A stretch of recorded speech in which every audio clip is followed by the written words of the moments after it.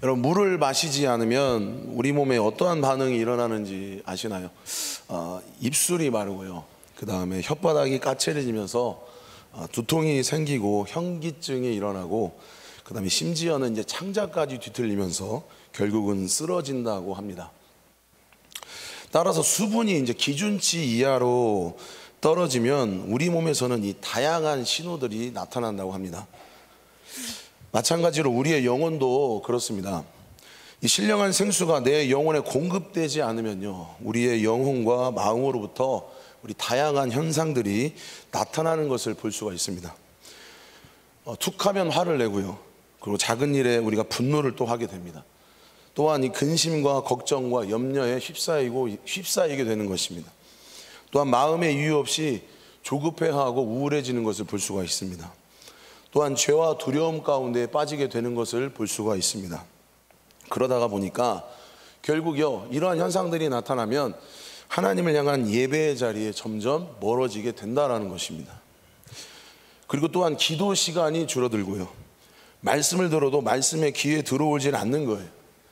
만약 우리 성도 여러분들 가운데에 지금 이러한 현상이 나타나고 있다고 한다면 여러분들의 영혼이 메말라 가고 있다라는 그런 경고의 신호인 것을 좀 깨달으셨으면 좋겠습니다.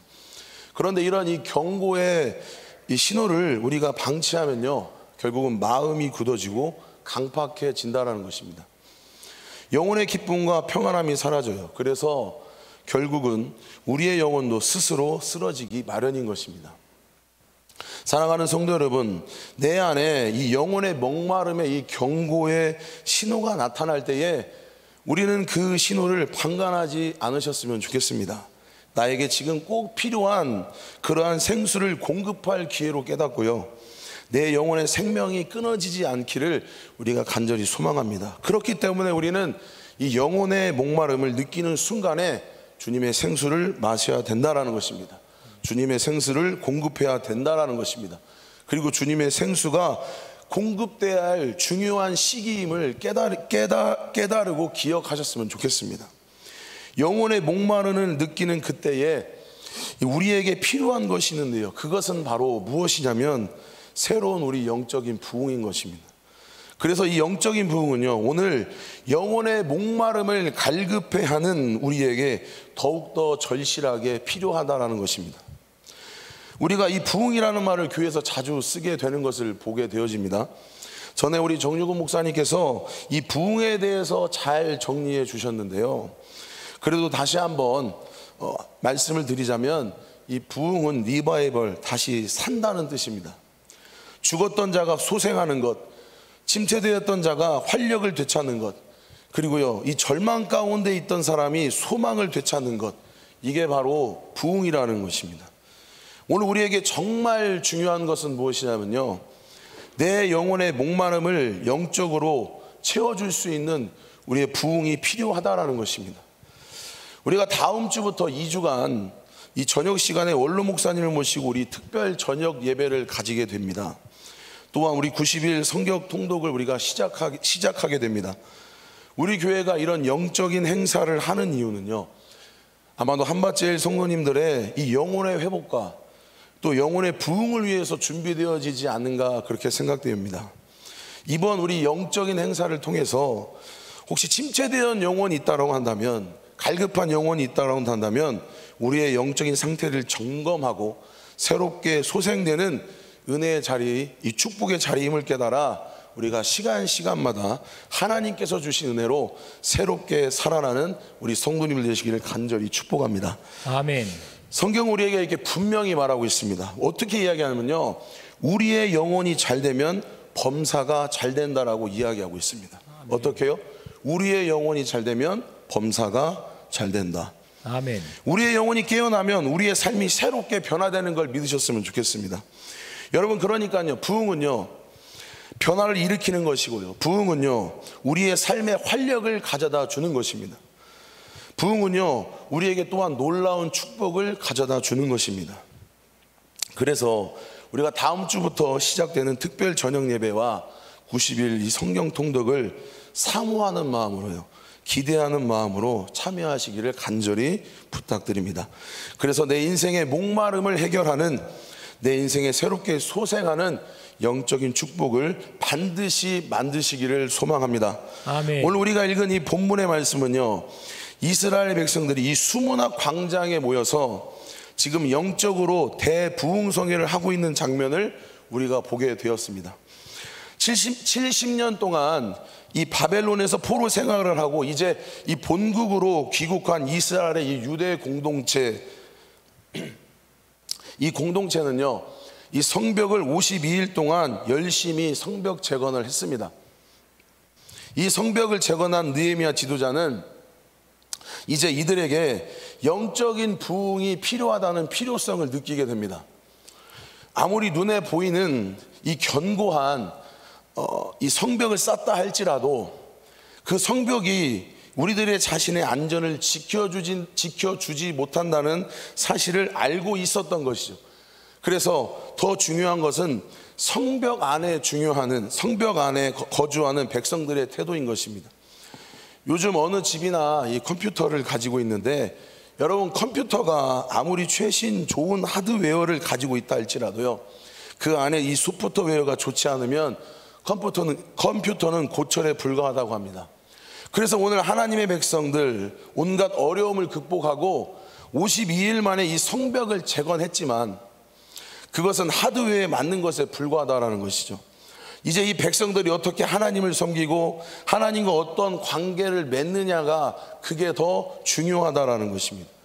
눈에 보이는 이 성벽보다 마음의 성벽을 재건하는 게 더 중요하다라는 것이죠. 그래서 이 백성들은 지금 학사 겸 제사자인 이 에스라를 초청합니다.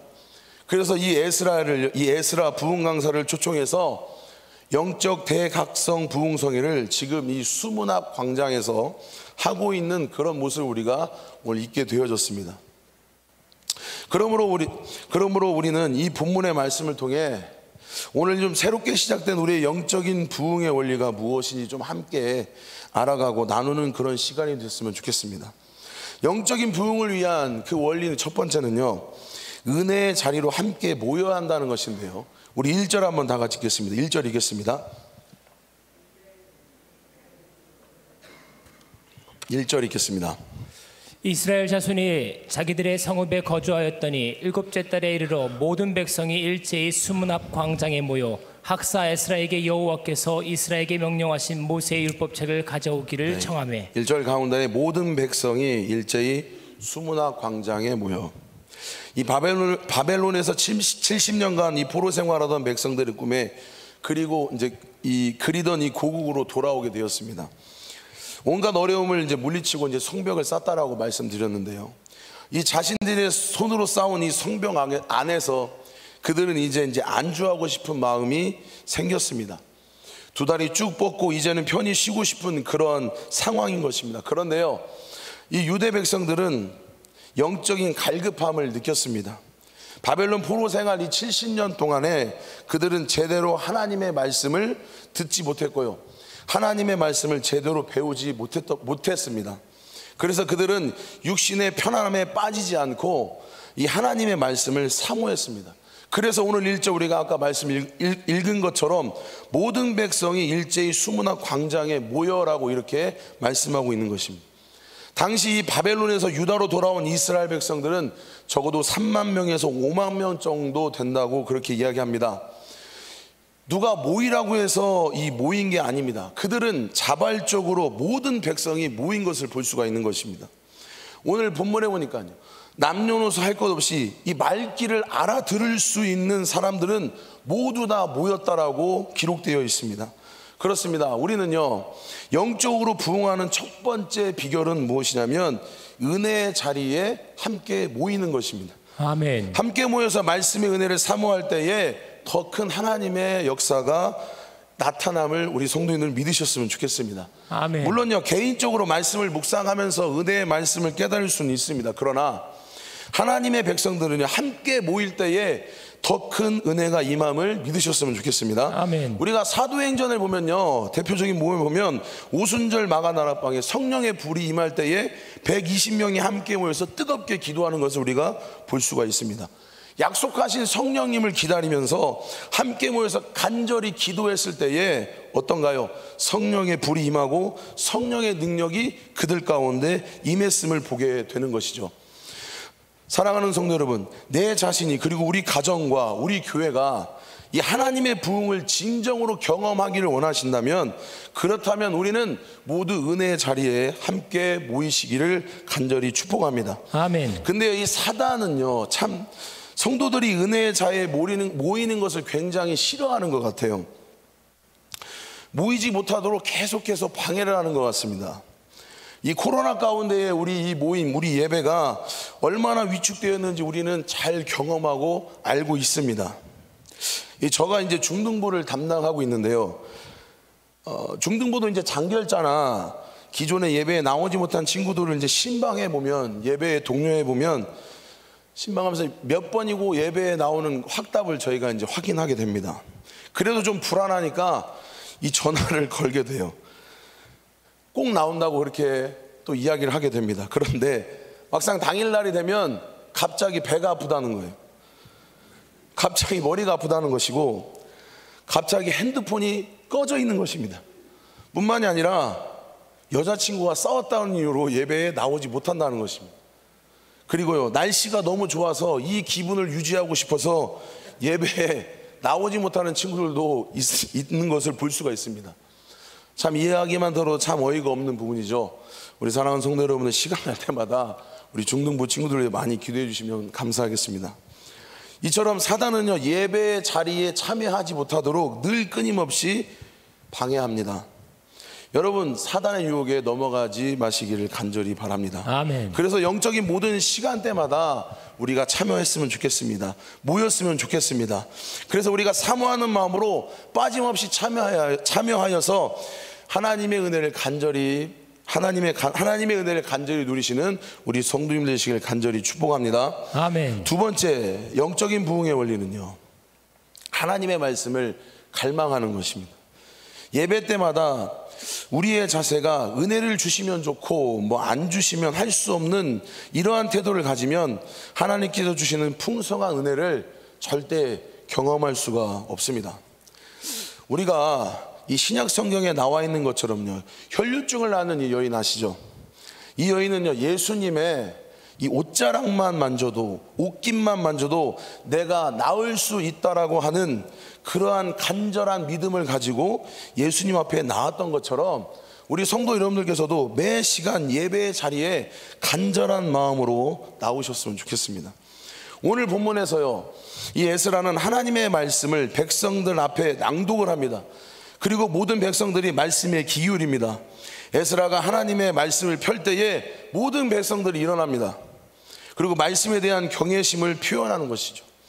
그리고 말씀이 선포될 때에 이 모든 백성들이 손을 들고요, 아멘 아멘 화답합니다. 그리고 몸을 굽혀 얼굴에 땅에 대고 하나님을 경배합니다. 그들은요, 새벽부터 이 정오까지 무려 6시간 동안이나 말씀에 집중합니다. 그런데 또 뿐만이 아니라 느헤미야 8장 18절에 보면 무려 일주일 동안이나 지속되어 있다고 그렇게 말씀하고 있습니다. 요즘 설교를 길게 하면 짜증낸다고 합니다. 저희 교회는 없겠지만 이 시간이 되면 시계를 툭툭 치는 분도 있으시다고 합니다. 그런데 오늘 말씀을 보니까요, 이들은 새벽부터 정오까지 무려 6시간 동안이나 말씀을 듣습니다. 그것도 일주일 동안요. 집회를 하는 게 얼마나 그들이 하나님의 말씀을 사모했는가를 보여주고 있는 대목인 것입니다. 하나님의 사람 다윗은요, 항상 하나님의 말씀에 목마른 사람이었습니다. 어느 정도 목마르냐면 시편 42편에 다윗은 이렇게 고백합니다. 우리 다 같이 한번 읽어보도록 하겠습니다. 읽겠습니다. 하나님이여, 사슴이 시냇물을 찾기에 갈급함 같이 내 영혼이 주를 찾기에 갈급하나이다. 내 영혼이 하나님 곧 살아계시는 하나님을 갈망하나니 내가 어느 때에 나아가서 하나님의 얼굴을 배울까? 또 시편 119편 한번 읽어보겠습니다. 다윗의 고백을 다 같이 한번 고백합니다. 시작. 내가 주의 계명들을 사모함으로 내가 입을 열고 헐떡였나이다. 우리가 시편의 다윗의 고백을 읽어보았습니다. 다윗은 항상 목마른 사슴처럼 항상 하나님의 말씀을 간절히 사모했다라고 표현하고, 또한 주의 말씀을 먹으려고 입을 열고 헐떡였다고 말하고 있습니다. 여러분, 진정으로 영적으로 부흥하기를 원하시면요, 다윗처럼 말씀에 대한 사모함과 갈망이 있어야 되는 것입니다. 하나님의 말씀에 대한 목마름은요, 우리의 영혼이 건강하고 또 하나님이 나에게 부흥을 주신다라는 신호인 것을 여러분들이 꼭 깨달으셨으면 좋겠습니다. 여러분, 사람이 음식을 잘 먹으면 건강한 사람이죠. 저는 너무나 잘 먹습니다. 저는 너무나 잘 먹어서 큰일입니다. 그런데 제가 만약에 음식이 맛이 없고 입맛이 없다고 한다면 분명히 저는 어딘가 문제가 있는 것이죠. 우리의 영혼도 마찬가지입니다. 하나님의 말씀은요, 영혼의 양식입니다. 믿으시죠? 아멘. 이 생명의 양식을 먹고 또 먹어야 되는 것입니다. 그래야 우리가 영적으로 건강해진다는 것이죠. 하나님이 주시는 이 말씀을 통해서요, 여러분들 하늘의 축복을 받을 수 있는 것이죠. 하나님의 말씀은 하나님의 보물 창고를 여는 이 마스터 키임을 잊지 않으셨으면 좋겠습니다. 아멘. 마지막으로 영적의 부흥의 원리, 하나님 말씀에 반응하는 것입니다. 우리 6절 한번 읽겠습니다. 6절 다 같이 읽어보시겠습니다. 에스라가 위대하신 하나님 여호와를 송축하매 모든 백성이 손을 들고 아멘 아멘 하고 응답하고 몸을 굽혀 얼굴을 땅에 대고 여호와께 경배하니라. 그런 말씀 많이 들으셨죠? 요즘 우리는 이 말씀 홍수 속에 살고 있다. 텔레비전을 틀어도 어떻습니까? 다양한 기독교 방송을 통해서 우리는 수많은 하나님의 말씀을 듣고 있습니다. 뿐만 아니라 핸드폰을 통해서 우리는 또한 말씀을 들을 수 있습니다. 이런 말씀의 홍수 속에 우리는 살아가고 있는데, 우리는 많은 말씀을 듣기는 듣는데요, 그 말씀을 우리는 어쩌면 소리로 들을 때가 많다라는 것이죠. 이 신약 성경에 나와 있는 이 데살로니가 교회는요, 정말 칭찬을 받은 교회였습니다. 그 이유는 그들 가운데에 믿음의 역사와 그리고 사랑의 수고와 소망의 인내가 있었기 때문인 것인데요, 그 비결이 무엇이냐면 우리 데살로니가서 2장 13절 그 비결을 분명하게 말해주고 있습니다. 다 같이 읽겠습니다. 이러므로 우리가 하나님께 끊임없이 감사함은 너희가 우리에게 들은 바 하나님의 말씀을 받을 때 사람의 말로 받지 아니하고 하나님의 말씀으로 받음이니 진실로 그러하도다. 이 말씀이 또한 너희 믿는 자 가운데서 역사하느니라. 그렇습니다. 데살로니가 교회의 이 성도들은요, 우리가 말씀을 읽었습니다. 하나님의 말씀을 받을 때에 사람의 말로 받지 아니하고 하나님의 말씀을 받았다라고 이야기하고 있습니다. 여러분, 이렇게 우리가 태도가 중요한 것입니다. 그런데 우리가 자주 오해하는 부분이 좀 있는 것 같은데요, 예배 때 말씀을 들을 때 간혹 가다가 이 말씀은 내 자녀가 들으면 딱 좋은 말씀이다, 이 말씀은 교회에 안 나오는 남편이 듣기에 딱 좋은 말씀이다, 이 말씀은 뭐 저 집사가 저 권사가 들을 딱 좋은 말씀이다. 어떻게 생각하시는지 모르겠습니다. 사랑하는 성도 여러분들, 예배는요, 내가 드려야 될 시간인 것이고, 그 시간마다 하나님께서 나에게 말씀하시는 사실인 것을 명심하셨으면 좋겠습니다. 아멘. 여러분, 말씀은요, 내가 듣고 내가 은혜 받고 내가 변화되어야 그런 말씀인 것을 우리 사랑하는 성도님들 믿으셨으면 좋겠습니다. 아멘. 이 수문 앞 광장에서 하나님의 말씀을 듣는 백성들의 태도를 보세요. 말씀이 선포될 때마다 어때요? 아멘 아멘 합니다. 여러분이 하나님의 말씀이 선포될 때 그게 하나님께서 내게 주시는 말씀으로 믿어진다고 동의하시면요, 우리는요 아멘 아멘 하면서 하나님 앞에 영광 올려야 되는 것입니다. 어떤 목사님께서 이런 말씀을 하셨습니다. 아멘은 하나님의 말씀을 받아먹는 숟가락이다. 그렇습니다. 아멘은요, 하나님의 말씀을 받아먹는 숟가락인 것입니다. 여러분, 아멘 하실 때에 설교하는 목사에게 힘을 실어주기 위해서 아멘 하는 게 절대 아닌 것입니다. 선포되는 그 모든 말씀, 그 말씀이 살아계신 하나님의 말씀인 것이고, 그 말씀이 나의 영혼을 세우며 나의 영혼을 살리는 생명의 말씀인 것을 인정하며 그때의 내 입술로 아멘 아멘 고백하면서 인정하는 것이 바로 아멘이라는 것입니다. 그래서 입술의 아멘이 많은 사람들은요, 말씀을 제대로 먹고 있다, 말씀을 제대로 받고 있다라는 모습인 것입니다. 9절을 보니까 그들은 또한 율법의 말씀을 듣고 모두가 운다라고 이렇게 이야기하고 있습니다. 그 말씀을 들어보니까 이 말씀의 거울 앞에 자신을 비춰보니까 내 죄가 얼마나 많은지, 내가 얼마나 죄인인지 그런 것들을 깨닫게 되니까 자신의 상처를 바라보게 되는 거예요. 자신의 죄를 바라보게 되는 것입니다. 그러니까 하나님 말씀 앞에서 울면서 애통하면서 자복하는 것입니다. 얼마나 백성들이 말씀이 흐느껴 울던지 이 말씀을 선포하는 자가 오히려 이렇게 이야기합니다. 9절에 오늘 너희는 하나님의 여호와의 성인이니 슬퍼 울지 말라. 얼마나 울었으면 울지 말라고 말렸겠습니까? 여러분, 이 진리의 말씀이 선포될 때에 마음이 감동되어 눈물로 반응하는 것은 참 아름다운 일인 것입니다. 똑같은 말씀을 듣고 감격하여 우는 자들이 있습니다. 그러나 마음의 은혜를 받지 못하고 여전히 강팍한 상태로 머무는 사람도 있는 것을 볼 수가 있습니다. 여러분, 성령의 이 뜨거운 체험을 한 후에 베드로가 이 말씀의 능력을 전파할 때도요, 이 바리새인과 이 유대인들은요 오히려 그들의 마음의 문을 닫아버렸어요. 그리고 그를 옥에 가두고 그를 죽이려고 모함했다라는 것입니다. 그러나 다른 사람들은 말씀 앞에서 어때요? 자신을 회개합니다. 마음을 찢습니다. 그리고 주님 앞에 나와 자신들의 죄를 고백하고 세례를 받고 주님을 영접하는 것을 볼 수가 있는 것입니다. 반주 좀 부탁하겠습니다. 여러분, 내가 하나님의 말씀을 어떻게 말하느냐가 중요하지 않습니다. 하나님이 지금 이 순간 나에게 어떻게 말씀하시는지 듣는 것이 더 중요한 것입니다.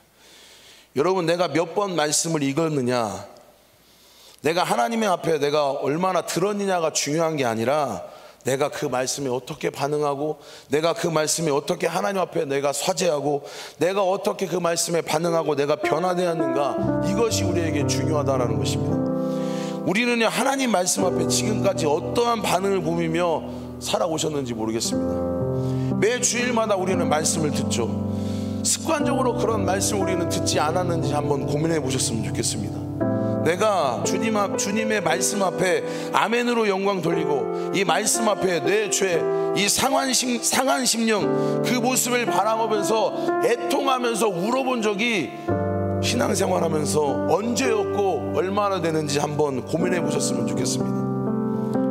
여호와의 말씀이요 내 삶에 힘이 되고 능력이 된다 고백한 적은 우리는 얼마나 경험한 적이 있는지 모르겠습니다.